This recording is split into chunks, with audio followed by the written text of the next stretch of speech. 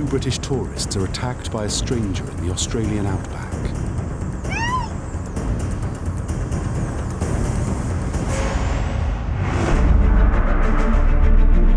The incident triggers one of the biggest investigations in Australian criminal history. But there's no trace of the attacker, no murder weapon, and no body. Is very much a needle in a haystack situation. I don't think things could look any blacker. Within days, one of the victims has the finger of suspicion pointed straight at her. What was this woman hiding was the question that people were asking.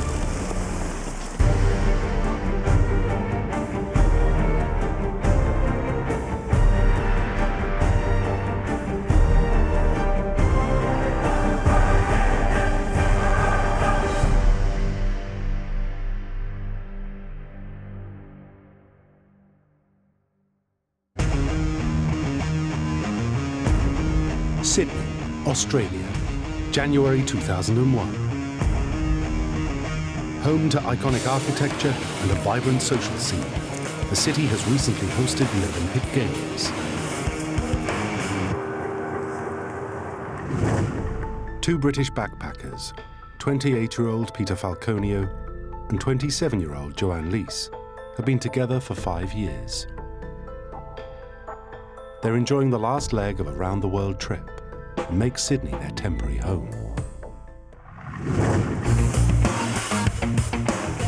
Joanne got a job at a city bookstore called Dimmicks. Peter ended up working for a firm that installed furniture into offices, and every day after work Peter would meet Joanne at the bookstore and they would go and have a drink with friends just around the corner. And certainly it really got into the culture that was living in Australia.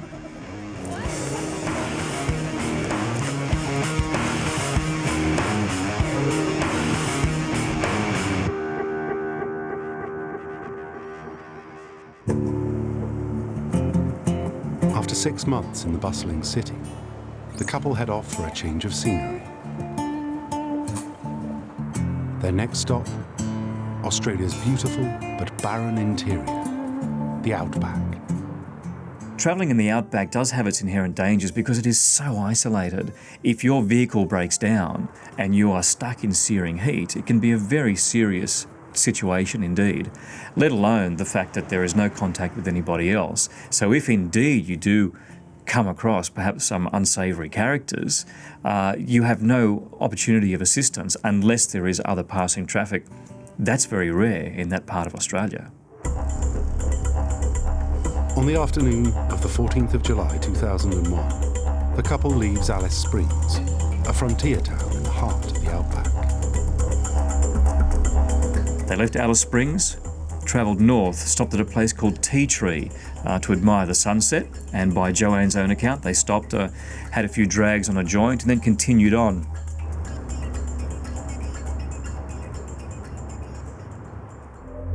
At around 7:30 p.m, the couple notices bright headlights closing in behind them.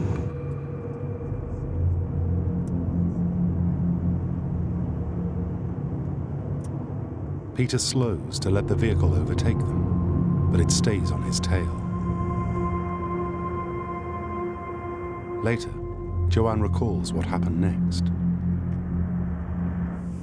Peter and I assumed from his gestures that there was a mechanical fault, possibly with our exhaust, and we'd experienced that throughout our travels, so we thought, yeah, okay. And we didn't want to break down in the middle of nowhere. Joanne gave a detailed account of the incident to police. The driver signalled to Peter, the driver of the car at the time, to pull over, which they did. There was some discussion about whether the safety of that.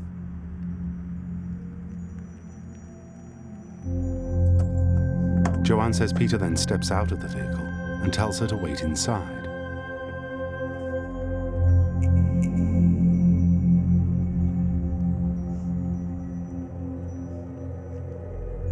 Pete was saying, oh, cheers mate, thanks for stopping. Oh, you've seen sparks come out of our exhaust. Pete also asked me to rev the engine, which I did. Then I heard a loud bang, which I thought was the vehicle backfiring. Joanne turns for the door, and suddenly finds the stranger standing right beside the driver's window with a gun. I just couldn't believe that this was happening and feared for my life. I was terrified. Joanne remembers the man telling her to lean forward and securing her hands behind her back with cable ties.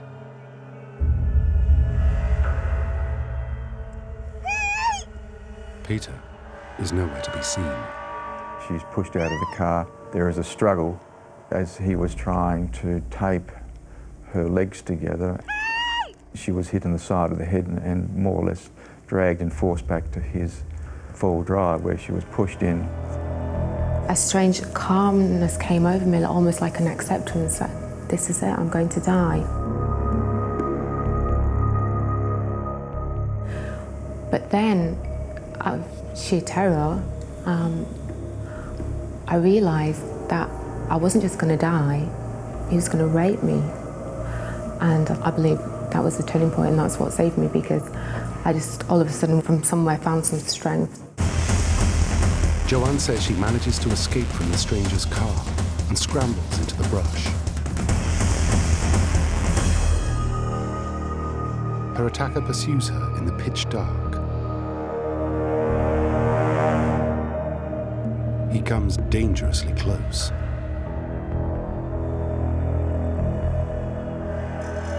But isn't able to find her. Eventually, he gives up.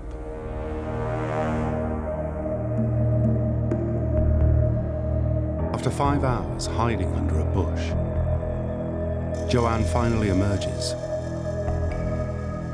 and flags down a passing truck. She never sees Peter Falconio again.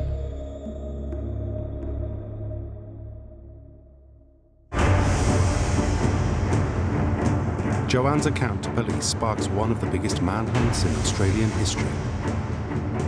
Roadblocks are set up, and aerial and motorcycle teams scour the bush. They have to cover an area 6 times the size of Britain and twice that of the state of Texas. But they find no sign of Peter or his attacker. Until finally the couple's abandoned van, near a pool of Peter's blood, is located 185 miles from Alice Springs. The fact that we have done an extended search and have found no trace of him, I don't think things could look any blacker in terms of Mr. Falconio. Is very much a needle in a haystack situation that we're dealing with, and you don't get a haystack much bigger than the Northern Territory. The story attracts global attention. The international press descend upon the small town of Barrow Creek. It's now 4 days since the abduction along this stretch of road, just over there where the orange cones have been placed. The journalists are hungry for information, but the only witness to the crime is reluctant to speak to the press. Rumours start to circulate about why Joanne won't talk. She quickly turns from victim to accused.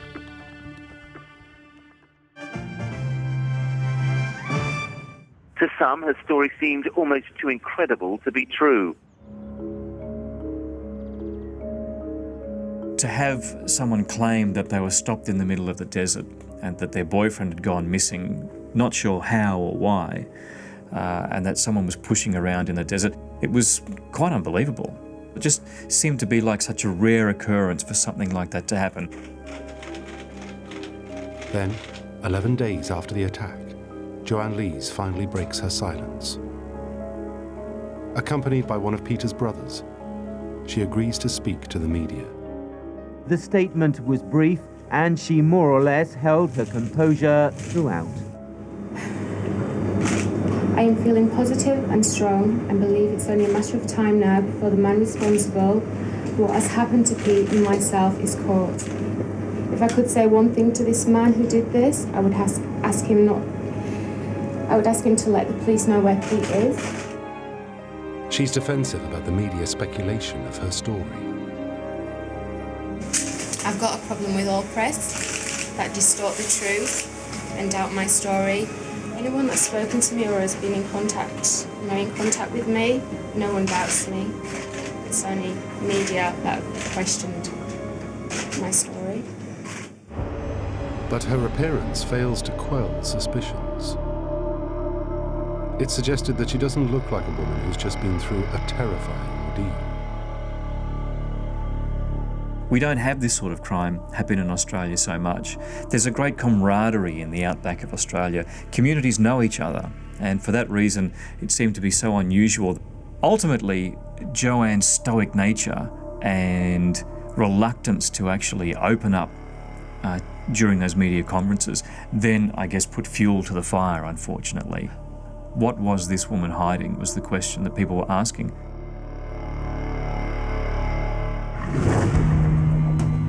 Then, 3.5 weeks after the attack, there's a development. The forensics report reveals that DNA of an unknown man has been detected in a spot of blood on the T-shirt Joanne was wearing.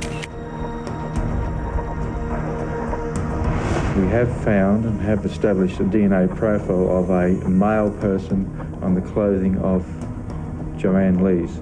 This is significant and clearly is not Joanne's, it's clearly not Peter's. The discovery temporarily takes the spotlight off Joanne. And after 4 months, she finally returns home to the UK. But the identity of the man whose DNA has been found on her clothing remains a mystery.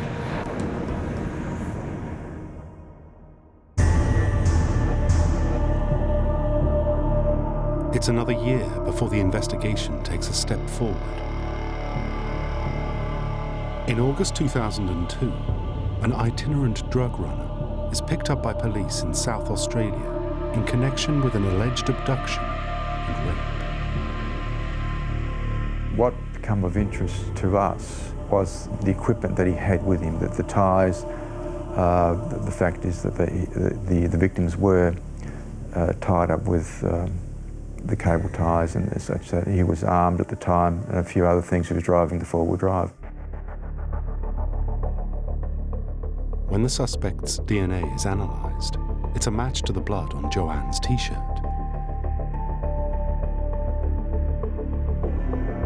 The focus of the task force will remain surrounding this person currently held in custody, and we'll be seeking to swear out a warrant for the arrest of this person for the murder of Peter Falconio. Despite not having a body or a murder weapon, police consider the DNA match compelling evidence. And Bradley John Murdoch is charged with the murder of Peter Falconio on the 14th of November, 2003.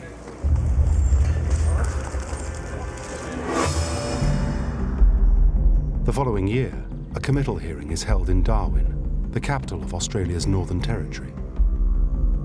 It will determine if there's a sufficient case to go to trial. Murdoch has already been found not guilty of the unrelated rape and abduction in South Australia. Joanne Lees returns to the country for the committal and must endure the public airing of the most intimate details of her personal life.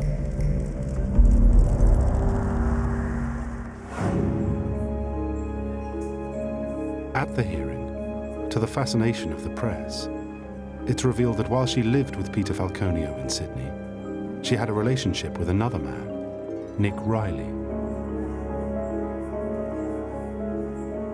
The latest revelations revolve around her behaviour at the time these pictures were taken shortly after the attack.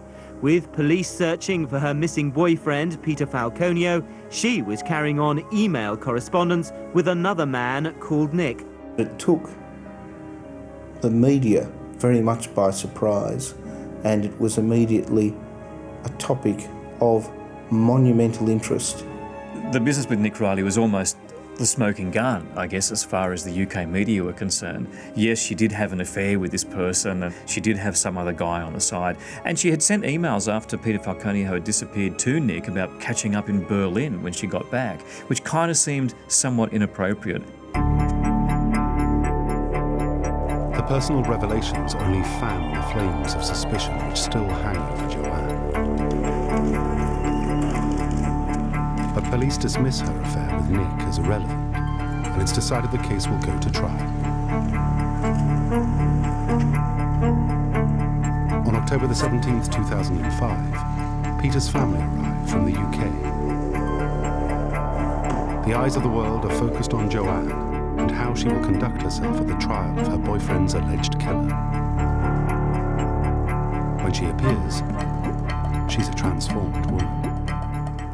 We saw a very big change in Joanne. She was very conscious of what she was wearing. In fact, she probably dressed down quite corporate-wise, went to plain skirts, plain blouses, that sort of thing. Didn't hide herself from the media, came to the front of the courthouse, strode up confidently, and indeed sometimes said hello, hello to the media as she walked past, just out of courtesy. Morning, Joanne. How are you? So there was a tremendous change in what we saw between Joanne in those early days to how she conducted herself at the trial proper. As the proceedings begin, the prosecution must establish a murder has actually taken place. They have three key pieces of evidence. The first was that Joanne Lees heard a sound like a gunshot. There was blood on the ground, confirmed to be a DNA match with Peter Falconio. And Peter Falconio, a man who maintained contact with his family throughout his travels, had not made any contact. But the evidence is circumstantial. Even Murdoch's DNA on Joanne's t-shirt. The prosecution needs to prove Murdoch is behind the murder.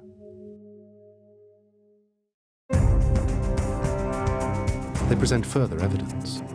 Closed-circuit video from a gas station in Alice Springs at around midnight on the night of the attack. They claim it places Murdoch in the right place at the right time.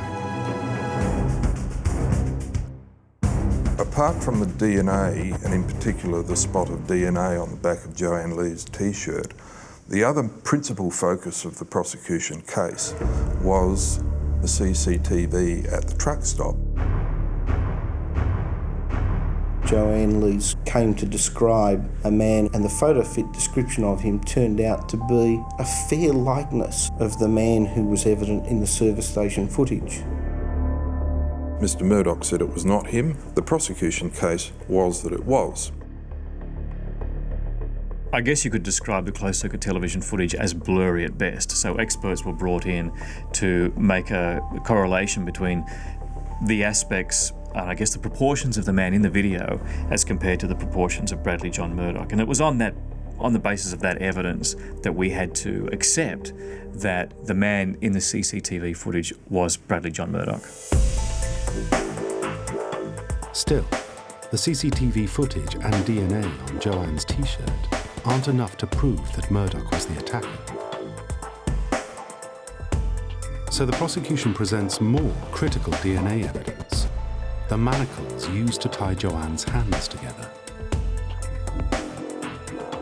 The finding of a match to his DNA profile deep down within the construction of the cable tie restraints connected him not simply with Joanne Lees, but with the commission of the crime, because the cable tie restraints were a central element of the crime itself.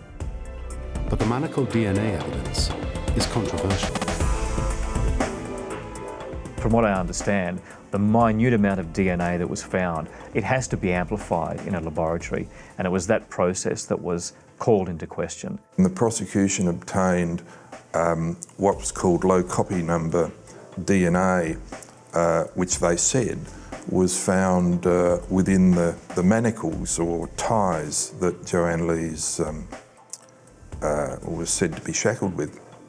As far as I'm aware, this was the first time when the technique was used in a criminal trial in Australia, and certainly the first time it was used in a murder trial.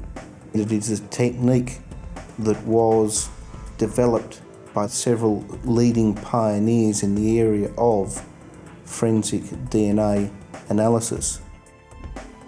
In cross-examination, the defence challenges the accuracy of the technique. known as low copy number analysis. There have been other cases around the world where low copy number DNA had been used and had not been accepted as evidence because there were so many questions around it. But in this case, it was accepted. The presiding judge made no ruling one way or the other, but simply, like he did in many issues of contention, he warned and cautioned the jury with regard to the weight of certain evidence, and it became a jury question. The prosecution rests its case. Despite the compelling evidence, the defense believes they can strike back with a killer blow. They focus on Joanne's original account to police.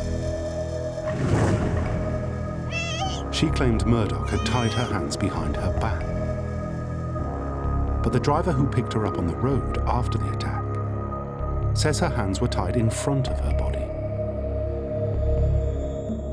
The defence was saying, look, it's impossible for you to move your hands from the back of you to the front of you.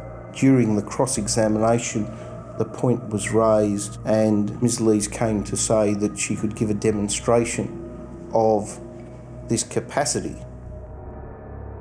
So there was an adjournment at the end of the defence's questioning.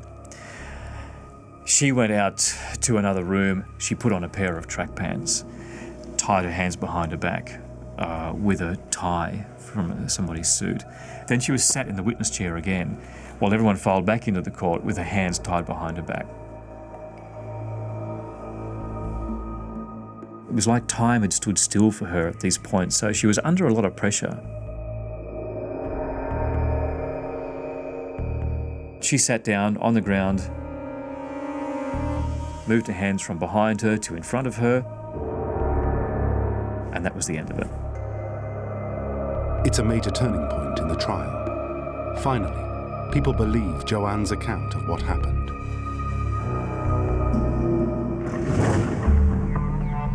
On the 37th day of the trial at 12:50 p.m, the jury leave the court to consider their verdict. Joanne waits with the Falconio family.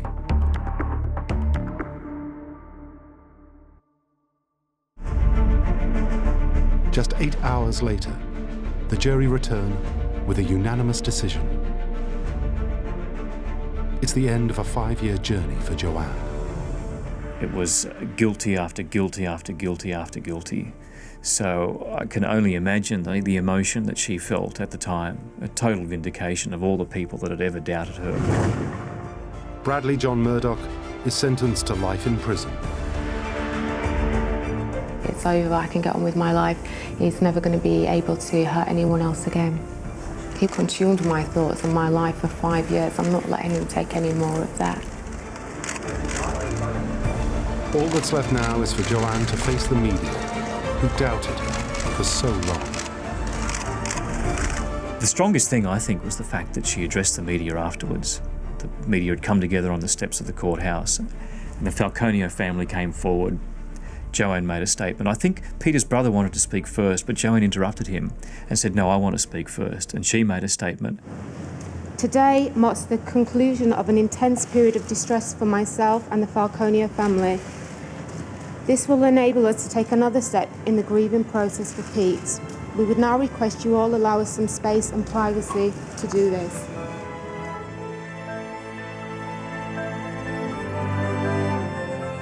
That was a very strong moment. It was like years of work that not only Joanne had done, but the Falconios had lived through, and all the journalists that were there. It was kind of like all of a sudden this had come to a crescendo. Still, one question hangs over the verdict. Where is Peter's body? We are pleased with the verdict. However, this will not bring Peter back. This has been a very long and difficult period for all of us. And the most important thing to my family now is to find Peter's body. In terms of finding Peter Falconio's body, it's certainly got to be almost impossible. When Bradley John Murdoch left the site of the crime, he went back to Alice Springs and then he drove across the country to Broome. This is a vast area of land. We're talking an area half the size of Europe where the body could be. Bradley John Murdoch is the only one with the key to the mystery. He's never admitted his guilt. He's never given any sort of indication that he was responsible and indicated where he has disposed of Peter's body. If he's got any redeeming features, I would encourage him to do so. Today, Murdoch continues to proclaim his innocence.